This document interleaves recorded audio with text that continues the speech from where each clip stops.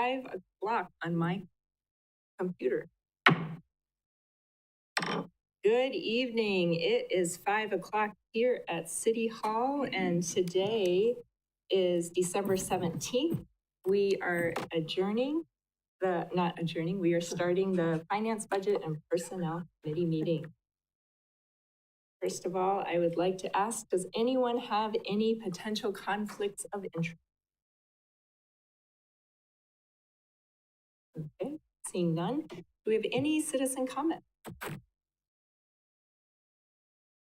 Any citizen comment? I do not see any citizens besides. Okay, we do not have any citizen comments. Before we move on to the consent agenda, just to note, we are removing items 14 through 16, which is the closed session item, out of the agenda. The Fire and Police Commission would like to review that further. Okay, consent agenda. Do we have any motions to approve the consent agenda? Move to approve. Move to approve by Mr. Marshall, second by Mr. Rigel. Okay, all in favor, please say aye. Aye. Aye. Aye. All opposed, say nay. That passes. Number 6 is with Jennifer Selensky. It's a request to recommend council approval of budget resolution number 22-2024, various end-of-year budget amendments.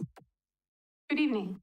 The city makes its general fund appropriations at the major expenditure level program in its annual budget. This program level includes general government, public works, public safety, health and human services, culture and recreation, conservation and development, and other financing uses. An amendment to the budget utilizing the general fund contingency account also requires a budget resolution. All other funds within the city are budgeted at the total expense level. Any item that's in violation of its budgetary level of control is a disclosure in the footnotes to the audited financial statements. So with that, throughout the year, various things occur or are not known at the time the original budget is passed. And so we need to bring forth a resolution in order to spend monies that have either been received or were just unknown at the time of the budget. The first item on the list involves a police department vehicle that was involved in an accident, and the city has received insurance proceeds which are counted as revenue. So the expenditures that were incurred to fix the vehicle need to be added to the budget. And this would require a reduction in the contingency account and an increase in the repairs and maintenance account in the police department. And that amount was $10,677. Secondly, the city received an unanticipated donation to erect a sign at the skate park, and did go ahead and incur the expenditures to put that up. And so I recommend an increase in the grants and donation fund budget of $2,400 in order to account for those expenditures. Thirdly, the city has an agreement with the City of Stratford to provide its municipal court services, and a portion of those fines revenues collected are remitted back to Stratford. This year, fines and forfeitures revenue was higher than anticipated, and therefore the required payment back to Stratford was also higher than anticipated. And I would recommend an increase in Stratford's fund for other contractual services of $5,000. Fourth, at the time the 2024 budget was prepared, expenditures related to the 2024 borrowing were and investment account management fees were unknown. Proceeds from the issuance are used to pay for those borrowing expenditures, and investment revenue earned on deposits of those proceeds are used to pay for the management fees. Therefore, I would recommend an increase in the debt service fund's fiscal agent charges account of $30,000. Fifth, the city supports the maintenance of the buildings and grounds of the Marshfield campus of UW Stevens Point. Due to turnover at the campus in 2022 and 2023, and possibly some lingering supply chain issues, they fell a little bit behind in making their repairs from their capital improvement plan. 2024 was the year that they caught up on all of those things. We think about the funding for those repairs is debt. And we think about that as a non-lapsing expenditure. However, our accounting system doesn't handle it automatically. And so therefore a budget resolution is necessary because those amounts would have originally been budgeted in 2022 and 2023 and just lapsed. So that amount for this year is $64,823.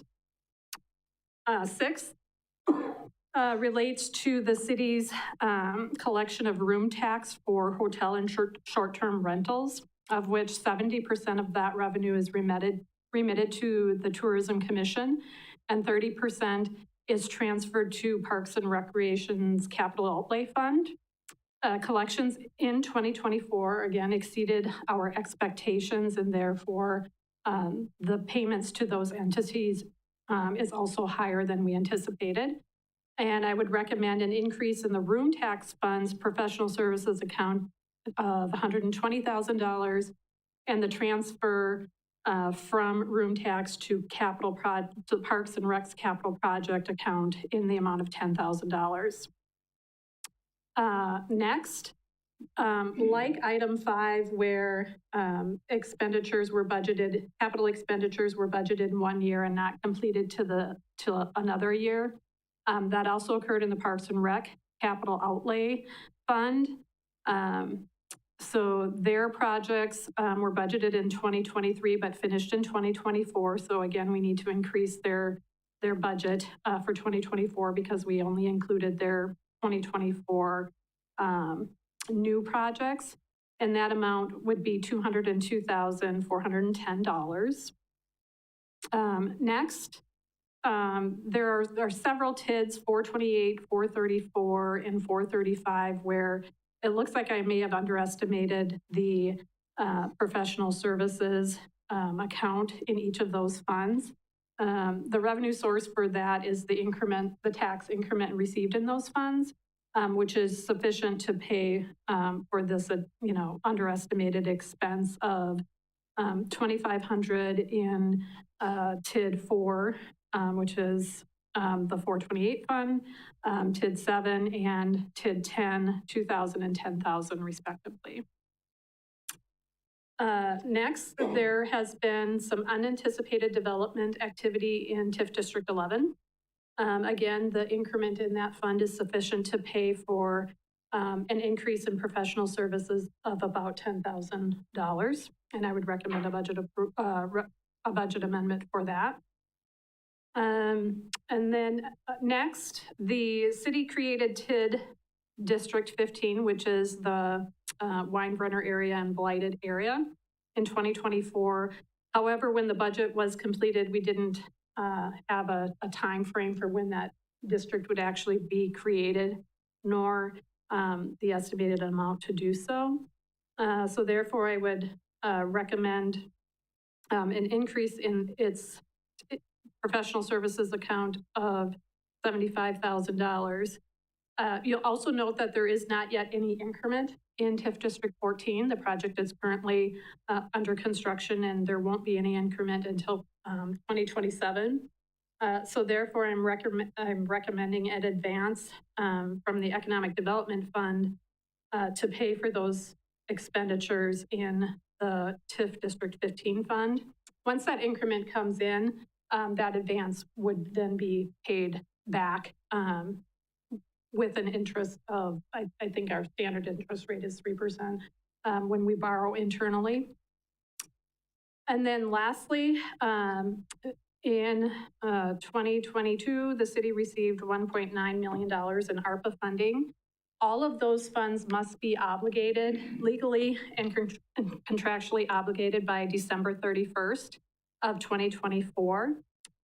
Some of our projects have finished under budget and some were abandoned for various reasons. And so at this point in time, The city has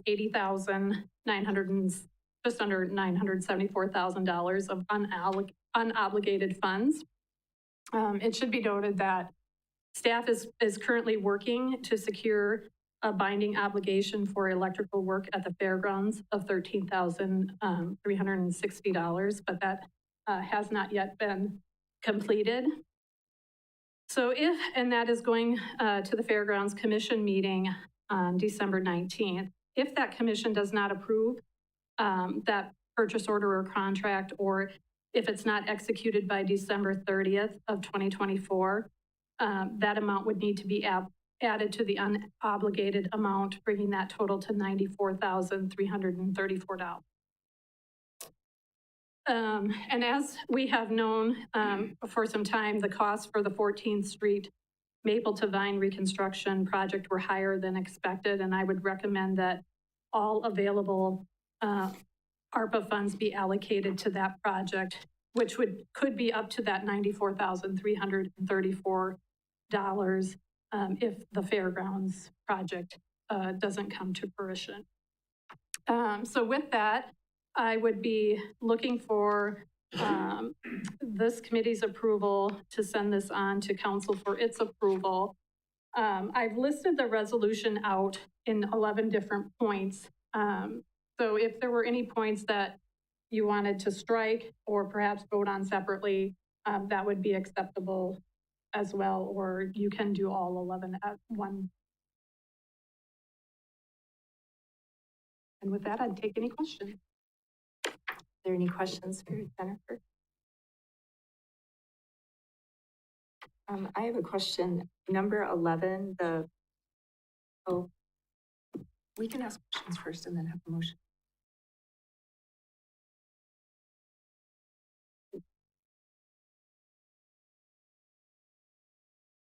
We can ask questions. I'm asking a clarifying question.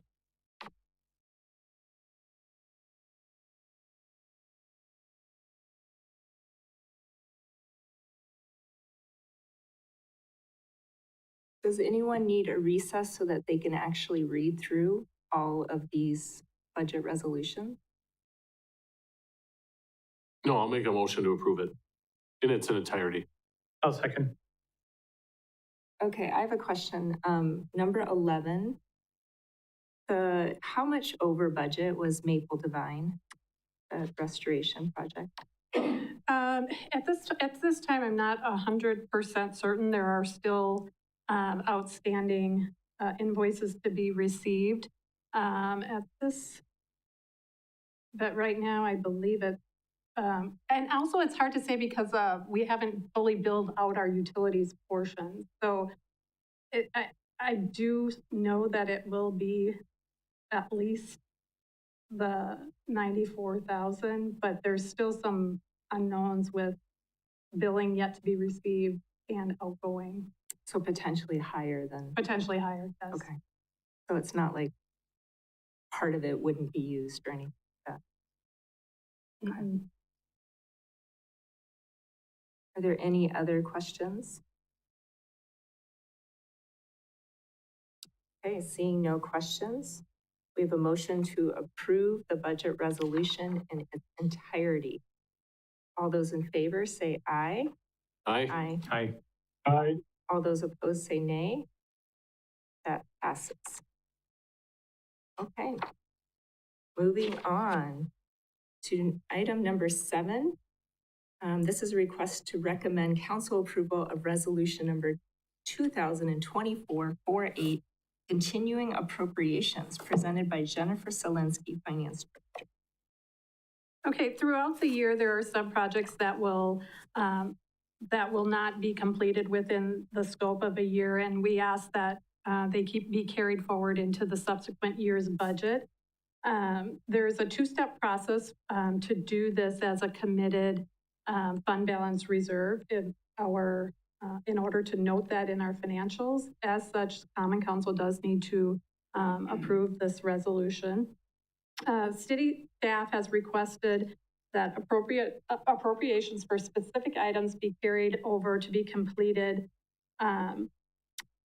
as required by state statute for the library, multi-year projects in IT, and/or individual requests that should be completed in 2025.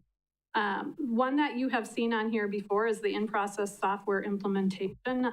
We are in the midst of a new enterprise business solution software program. It's been probably about 4 years now, but we are continually updating and increasing our usage of the system. We are currently working to implement the enterprise asset management system with our streets department. And this which is not complete at this time. And I am also looking at a module for purchasing and requisitions, which would need this funding in 2025. The second item is a claim in our Public Works Department for some contamination monitoring. A bulk of the project was completed in 2024, but there's just under $9,800 worth of expenditures that could be incurred next year as we continue to monitor the site. And then there are amounts for our post-employment health benefit plan for eligible employees, and that is roughly just under $200,000. So all in all, staff would recommend committee approval of resolution 2024-48, approving committed fund balance estimated to be $253,074. Okay. So in history, and what we have done in practice is ask questions to people presenting, which we have done in the past. We are at the moment changing our practice. So if we have any sort of motion, then we can ask Jennifer questions. I'll make the motion to approve. Do we have a second? I'll second. Do we have any questions? Jennifer, I'm wondering, the prior year balances, have those been spent? Were they just put on there just to show us what they were in the past? It's just a monitoring of our committed fund balance. Ideally, it's unfavorable to commit balances unless you absolutely need to do so. It does impair our liquidity measures. So, as we go through the process, I'm trying to limit the amount that actually gets carried forward, only for those items that are really either required or we're already committed to do this work, and it just is falling outside of the current year. And we didn't know at the time of budget, to add this to our budget in the first place, what it might be like. Thank you. Any other questions? All right, so we have a motion to approve this resolution. All those in favor say aye. Aye. Aye. Aye. All, that was unanimous. So that motion passes. All right, number 8, request to recommend council approval of resolution number 2024-50, writing off uncollectible personal property tax account, presented by Jennifer Selensky, Finance Director. Again, good evening. So in our statute 7455, we talk about the recovery of delinquent personal property taxes. And at this point in time, our proposal is to write off amounts that were assessed in 2018 and 2019. Usually those are carried forward for 3 years as current, and then we assess whether or not they are collectible. The city's internal efforts for collecting these accounts has been exhausted.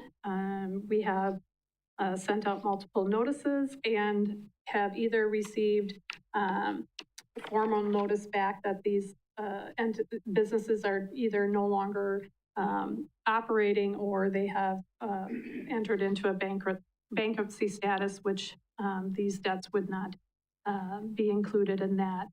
At this time, for these tax years, we are requesting that $8,413.07 be written off and removed from the city's record. All right, so do we have a motion to write this debt off? And I'll remove make a them? motion to approve. Okay, do we have a second? I'll second. Mr. Rigel?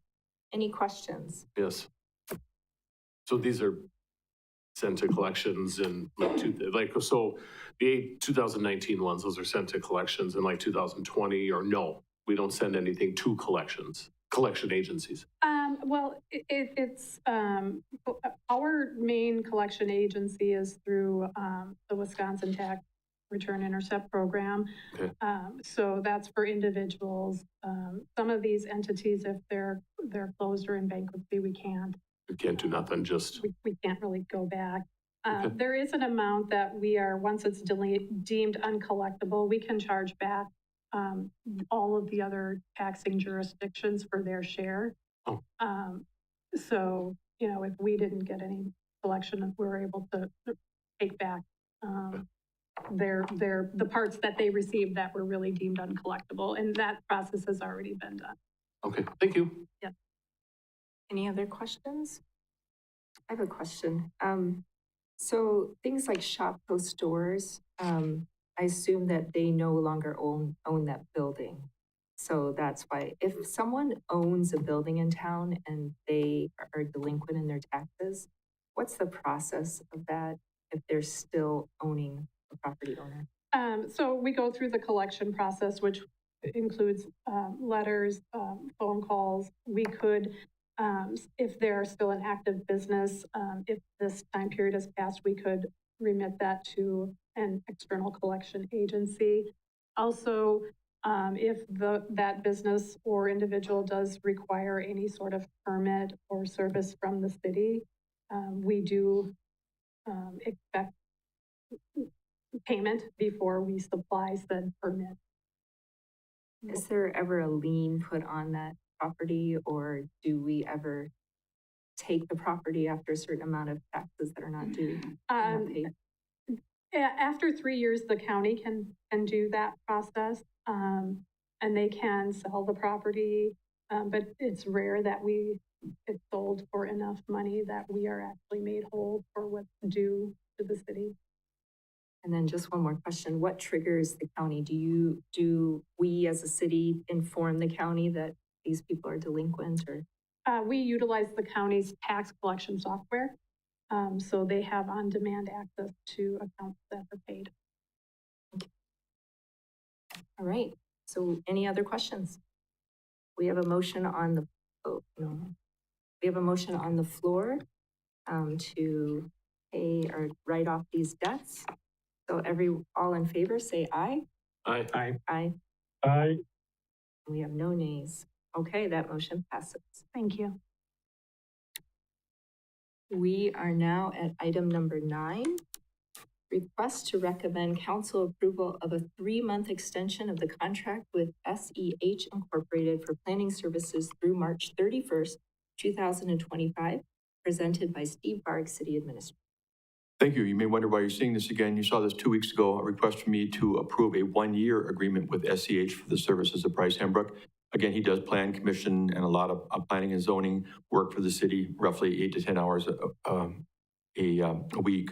But in retrospect, and this is something Councilmember Stauber had brought up a number of months ago, even though the agreement would have been something we've done in the past, the 1-year part would not be. And what we've done is a series of 3-month agreements with SEH since late 2022. So every one of those individual agreements has been for a price tag, well below the $25,000 threshold for our procurement policy, 4.810.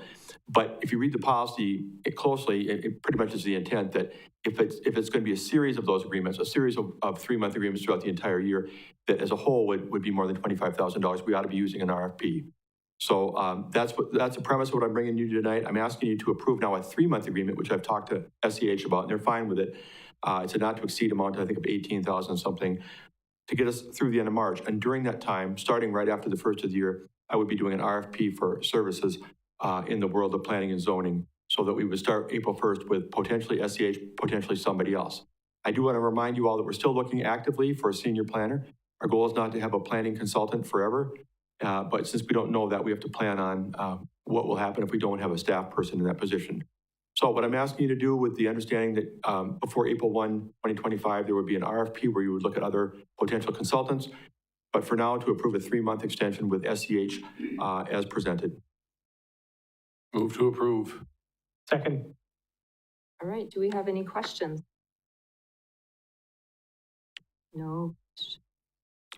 All right.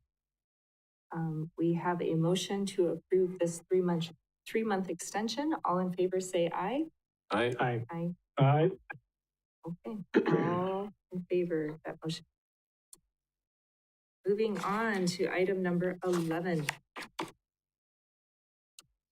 Okay, well, this is request from council member to review other options for payment to Mackey for No. economic. I think you skipped number Did I 10. miss 10? Oops, so sorry. 10. Request to recommend council approval of a 3-month extension of the agreement with Cedar Corporation for Economic Development Services through March 31st, 2025, presented by Steve Varg, City Administrator. Thank you. Well, very similar to the last item. In this case, it's Josh Miller, another former employee providing the service, and he's been doing a great job over the last couple of years for us as we've been without a person in the community development director position. He provides economic development services for us. He's been incredibly helpful with things like our TIF districts, Weinbrenner, all those kind of things, working with me and others. Looking for a re-up on the 3-month agreement. We've had a series of these over the last couple of years. This would take us through March 31st of 2025. No change in the rate for his services. It would continue to be $140 an hour. And it's the same thing as with the last item. I'd be doing an RFP for the same service to begin April 1, 2025. So with that in mind, staff would recommend committee recommending council approval of the proposed 3-month extension with Cedar Corporation. Move to approve. Second. Second. Okay, we have a motion and a second, and Jessica can decide who the second is for. Do we have any questions for this contract with Cedar Corporation? Okay. All in favor of renewing a 3-month extension with Cedar Corporation, please say aye. Aye. Aye. And any nays, I'm an aye as well. Okay, that passes. Number 11 now, request from council member to review other options for payment to Mackey for economic development services, presented by Natasha Tompkins, council member, District 3. This would be in your packet on page 37. I don't know, Steve, did you happen to have a copy of priorities that you had? I do. Can I give a little setup for this, though? You I mean, just can. for anybody else who might be in the audience or watching on TV, so they know what we're talking about. Well, and then I will do that. The basis for this is that every year we've had an agreement for a long time with Mackey. Actually, it's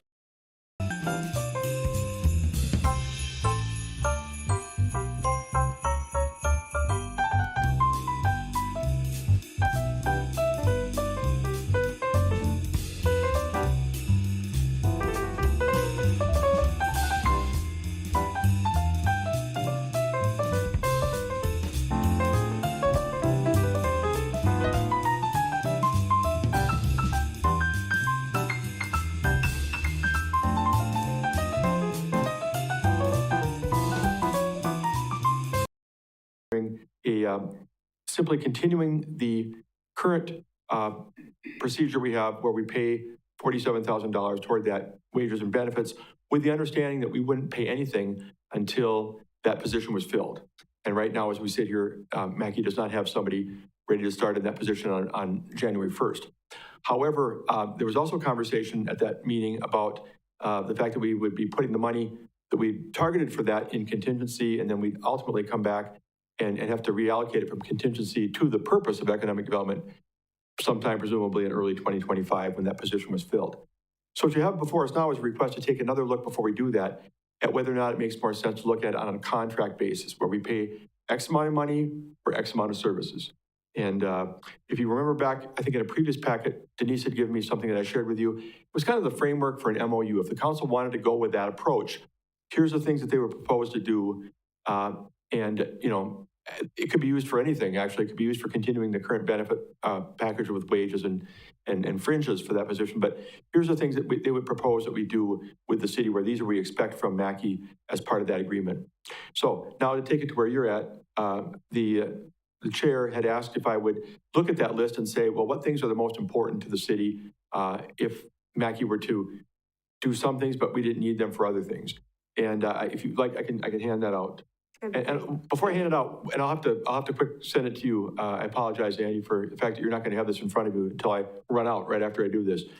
But the premise of this is I'm really not trying to rank every service. I'm saying that what you're going to see highlighted are the things that I think are the most important to us that we get from this position. These are the things that I think were most critical that we get from Mackey to help us in economic development. It doesn't mean that the other duties or responsibilities listed on this list are not important. It just means I think that they would fall on priority below the ones that I've highlighted. So with that in mind, I'll send this out. Let you start talking about it. I'll scan this and send it to you, Andy, if that's okay.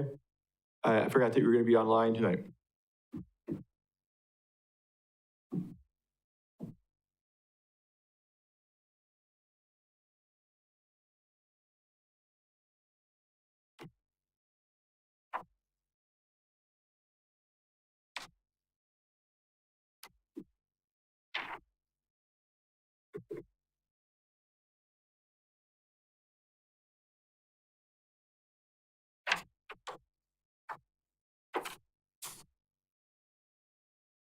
Okay, so the reason that I thought it would be good to bring this back to both this committee and the council is that this is the timing is right. If we are going to change this model, this would be the right time to do it.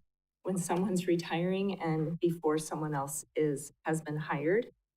And there can be pros and cons. So I think that's where the discussion would be. The things that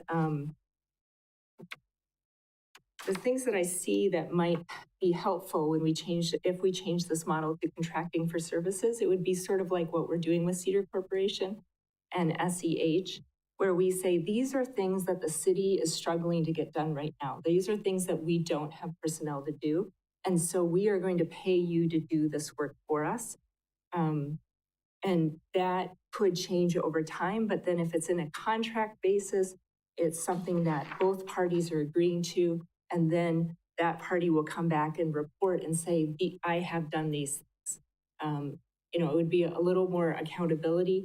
It's also a little cleaner because Mackey is a nonprofit, and so we are contracting with a nonprofit to do things that we can't do, whereas otherwise we're just potentially just supporting a position in a nonprofit, which gets a little more difficult with some of the nonprofit discussions that we've had this year. So those were some of the thoughts that I had about that. Of course, I don't think we need to look at this list and say, oh, I think you should do this or not. I think that would be part of those kind of contract negotiations. But I think what this list shows us is that there are things that our staff can't do. And maybe there's some things that the staff don't see.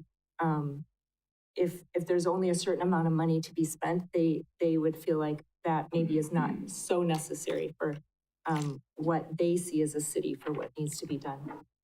So I don't know if anyone has questions or things to talk about or discussion about changing the model. So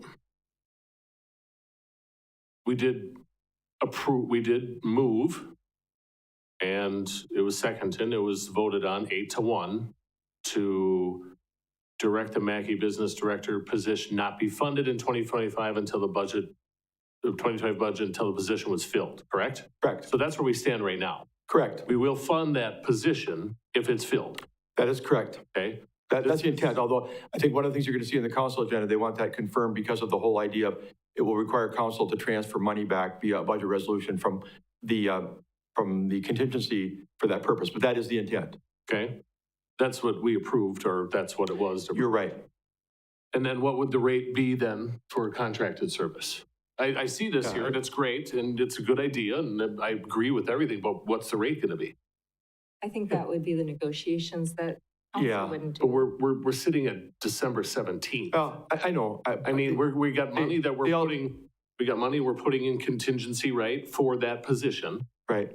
And so we're gonna discuss this in January, February, of what the rate's gonna be, and then we got 2 months worth of money sitting there, and they fill the position, and now we're supposed to give them, don't get me wrong. No, I know, think it's I a know. great idea.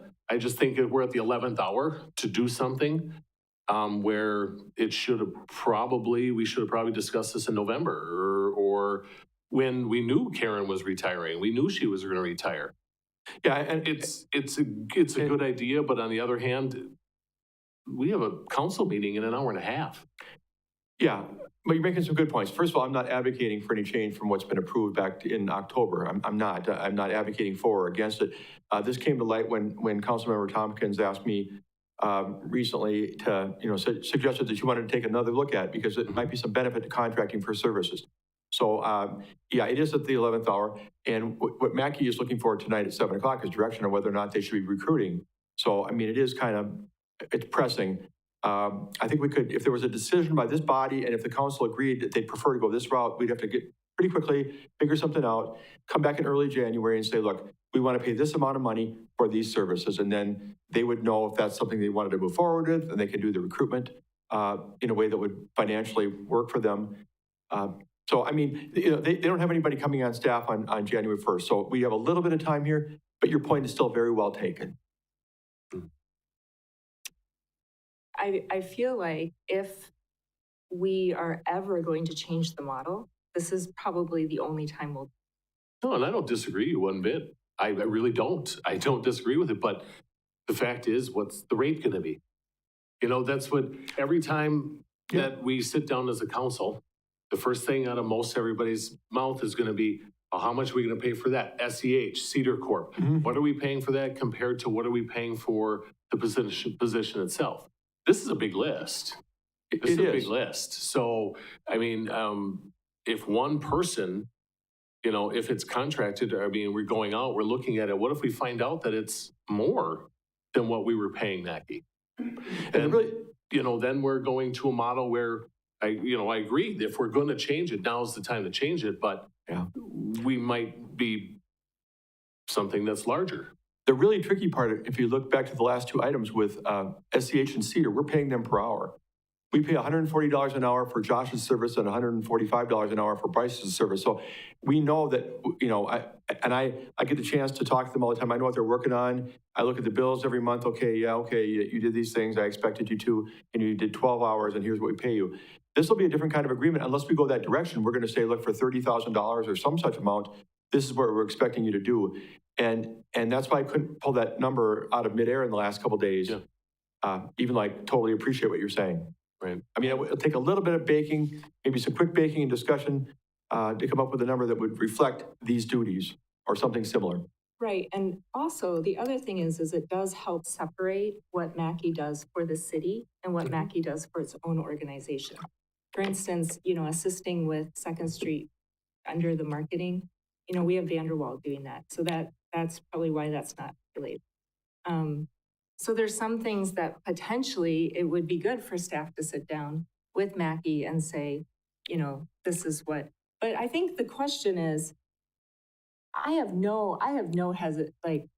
completely feel like staff and Mackey could sit down, figure out a contract, bring it back in January, then they can go and hire. I don't think that's gonna be a problem. The question is, should we change the model?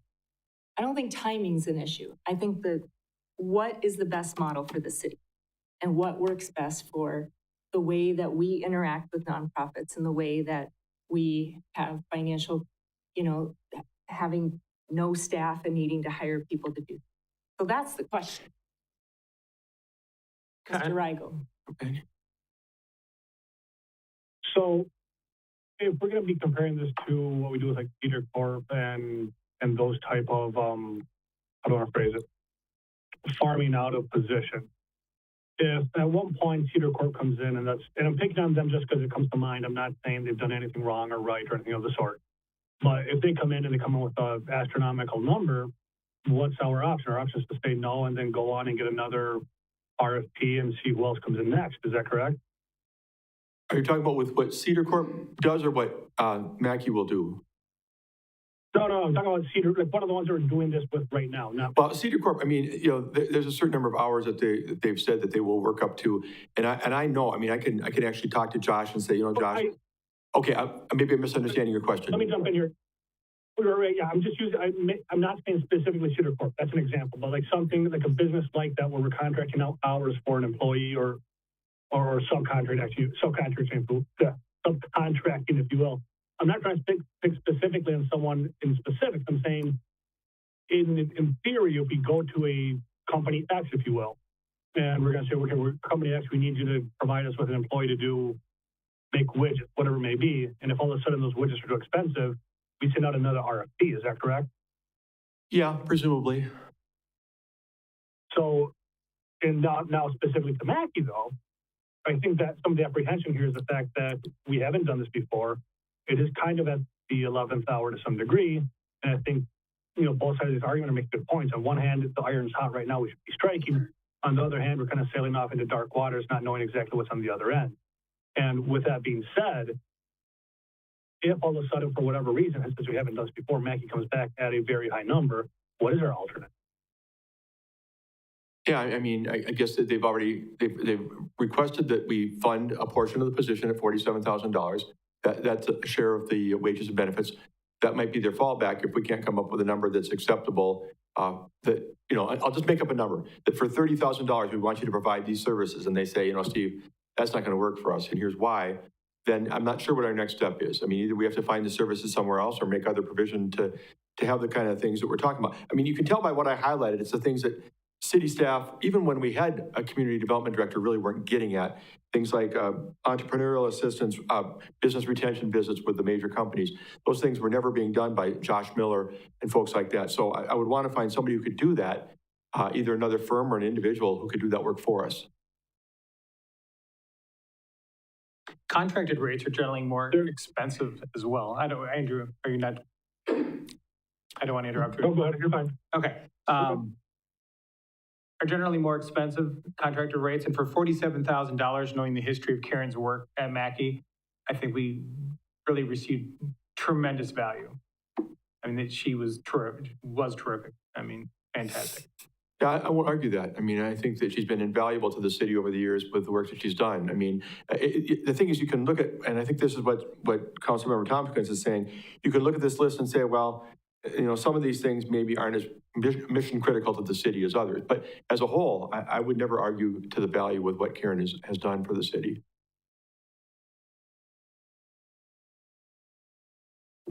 Is this some sort of a list that Karen would have had over the years or no? Well, at this point, I mean, I think maybe Denise should be the one to speak to that. I'm not trying to call her up or anything, but, some of these duties, I'm not sure that they're fully done by Karen's position, like,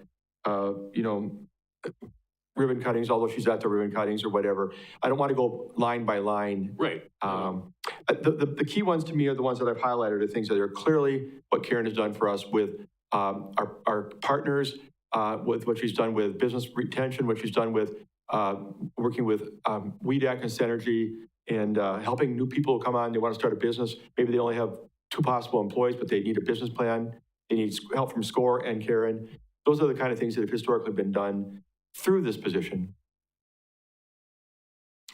They're all the things on the list are important. The question is whether or not they tie to the business development director position specifically, in my opinion.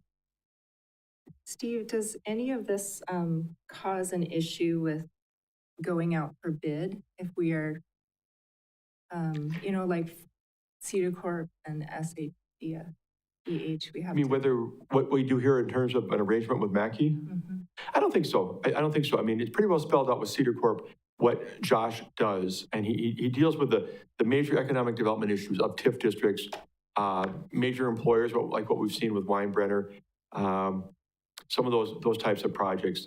He really, a lot of his work is business and industrial park and downtown related anyway. And he really, when he was here as a staff person, and even as a consultant, he would tell you that he works hand in hand with Karen. They talk to each other, they compare notes. I won't say there's never overlapping, but they both have their own roles in the process. Well, it is up to the discretion of the body, whether we would want to change that model or not. It will be at the council meeting where we will need to decide, are we staying with the current model or not?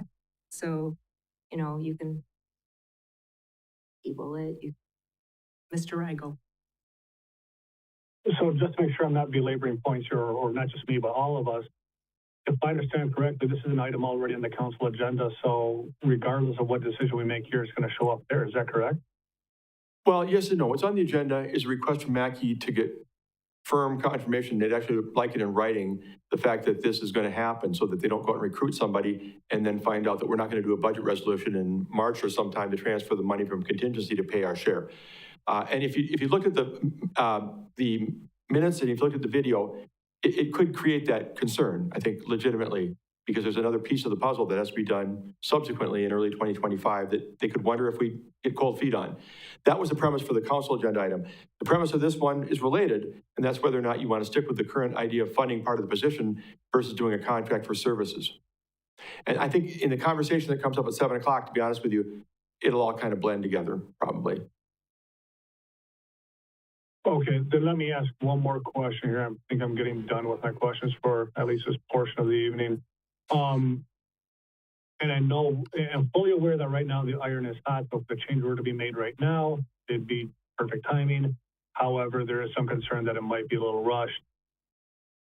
Is there any degree of confidence that if we were to say, look, let's revisit this specific issue of a la carte or pay per service in July of next year, do we have any confidence that we will actually do that, or is this going to die on the vine?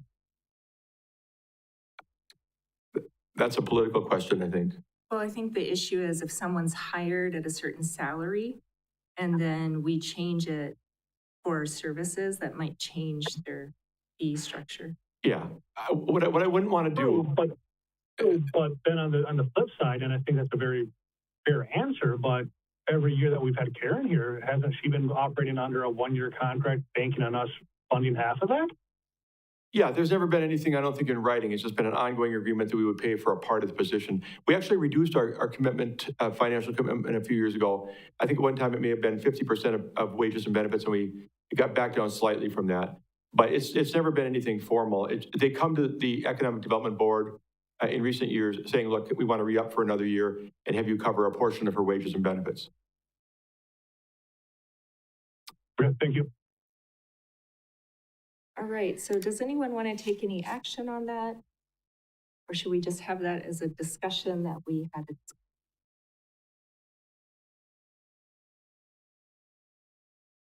If there's, I think the main thing is to think about it both from our perspective and their perspective. What they're looking for is before they recruit, what's their financial picture going to be in terms of the support from the city and the expectation? And that's what you need to determine what you want. If you want to stick with just paying $47,000 for a portion of wages and benefits, or whether you want to go to something that says, here's what we expect, A, B, C, D, and we're willing to pay X amount of money for that.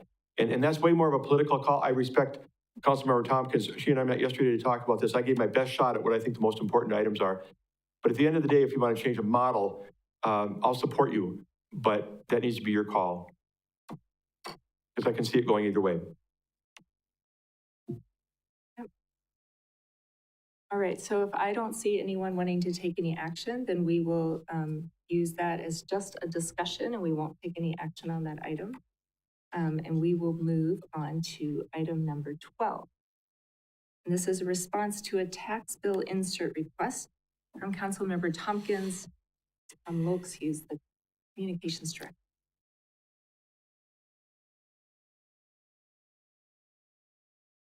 Good evening. There we go. I'm going to share my screen here so we can put this on here. That works. Mm-hmm.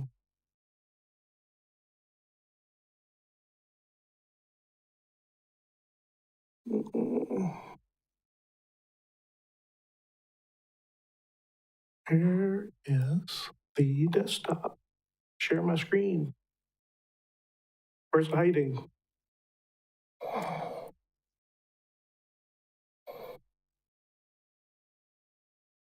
I see a little share button at the bottom. I of do, my I have the share button, but I'm not seeing the desktop. I want to share the desktop. I see it. I got computer audio, video file, second camera, portion of the screen. I don't really want that. I see it on my I was screen. gonna say, Tom, I just put it on my screen for David to Hey. share. Perfect. Thank you so much. Appreciate it. All right, let's just go through this quickly here since we have a meeting coming up shortly. I created this flyer that you see to help our residents better understand where their money goes when paying property taxes. Since the city collects the money in January as well as at other times, but generally in January is when the city collects it, it can feel and look a lot like the city's getting all the money. But as you know, that isn't the case. So if you look at the graphic with the dollar bill, I hope that it makes it easier as a breakdown. And what I've broken down are the four components that are in the tax bills: the city, the school district, the county, and college. And you can see the breakdown. I believe I included that in the packet. And my goal is just to make it easier for a resident to see where their monies go towards. And you can read that, and it divvies it up between Marathon County and Wood County as they are different. But you can see that $8.06 per $1,000 of the property value, and then so on for the school district as well as the county and the college. I also included additional items as FAQs towards the bottom and on the other page. And they were to help how they are determined, how your tax rate is determined, deadlines for paying your taxes, where you could pay those, can you use a credit card, and can they be paid in installments? So not all the FAQs, but the ones that are generally asked the most often by our residents. I also included two simple breakout boxes I received from finance. One is the general fund breakdown that shows it in 8 categories. That's the one that's on the left in blue. And that gives you an idea of where monies are going that we have budgeted out of the general fund.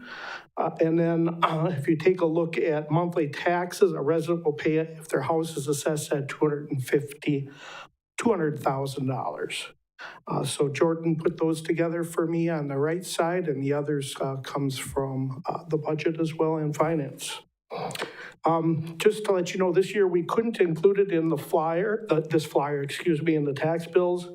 There's an expense to that, so we need to plan for that. Be postage, labor, stuffing, folding. That wasn't accounted for in the budget 2024. 2025, we will have to include that if that is an interest of this group to do. And if we do, then we probably would have to do a budget resolution because we don't have it budgeted at this point. And I don't know the cost either of what it would be, but I'm assuming it's going to add some weight. We do the tax bills here, and they are taken care of by several departments that do that in the first couple weeks of December. So just wanted to take note, but not all is lost. Going to include it in the city newsletter. It already has done that. I'll do it again. The entryway out here for taxpayers that come in and visitors. I'll put it online, our social media, our television scroll pages that we have in between programming. We have our mobile app. I'll even include it at the Second Street Community Center, hard copies, as well as the library and any other places that anyone else thinks of that it can go out to help. There was a few additions I was going to put in here. I didn't get to make them, but this is a new way of trying to do something, and we can only improve on it in the following years. So open to any questions you may have. Does anyone have any questions or comments? Tom, I love this. This is great. It's wonderful. Maybe the colors need to be a little bit different because I think the school and the county almost blend together.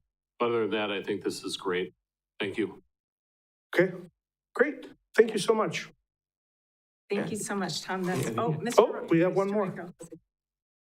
Mr. Riegel? Yeah, couple things. First, I just echo that again. I think it's great. I think, as a city, do ourselves a disservice by not explaining what we do. I think we assume that everyone is eagerly waiting to watch city council meetings for 4 hours every other week, and that's just not the case.